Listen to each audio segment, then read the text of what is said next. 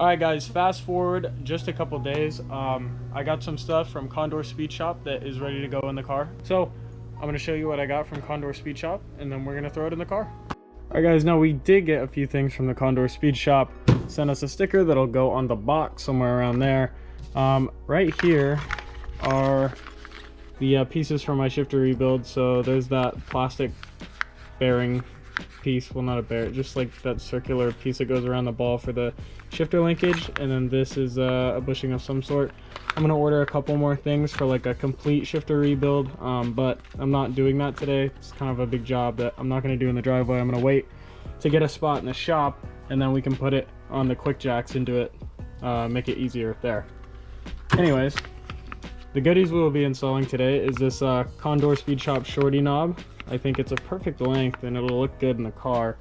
Along with, I picked out this cap here, so I think it'll be a good addition. It'll really pop with that dark purple, but it'll look good in the bright gray Vader interior. We got this M-Technic boot. It kind of looks like the M-Rain. I don't know, it's like, you know, so I can't really remember.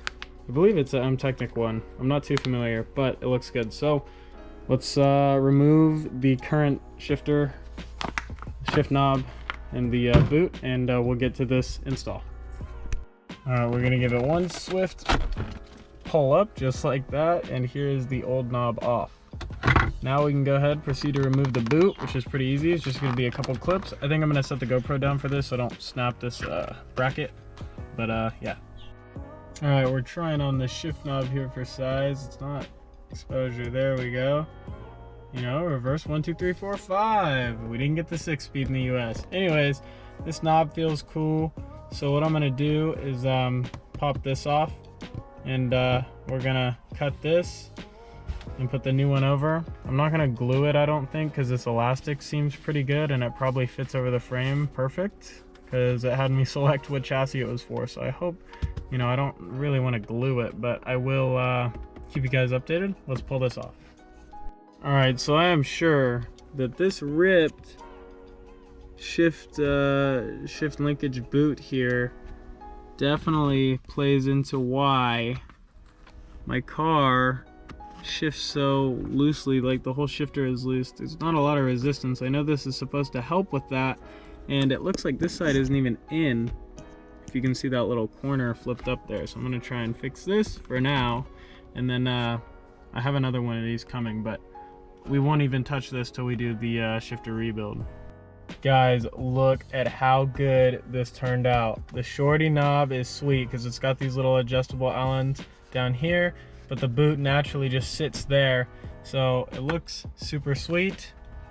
Can't get that exposure right, it's too bright. But oh my god, it looks so good, man. I can't be more happy with how this looks. I didn't know if I was gonna dig the look, but it matches the rest of the car so well. Anyways, guys, that is gonna do it for today's video. I know I already outroed it, but that was the second part of this video.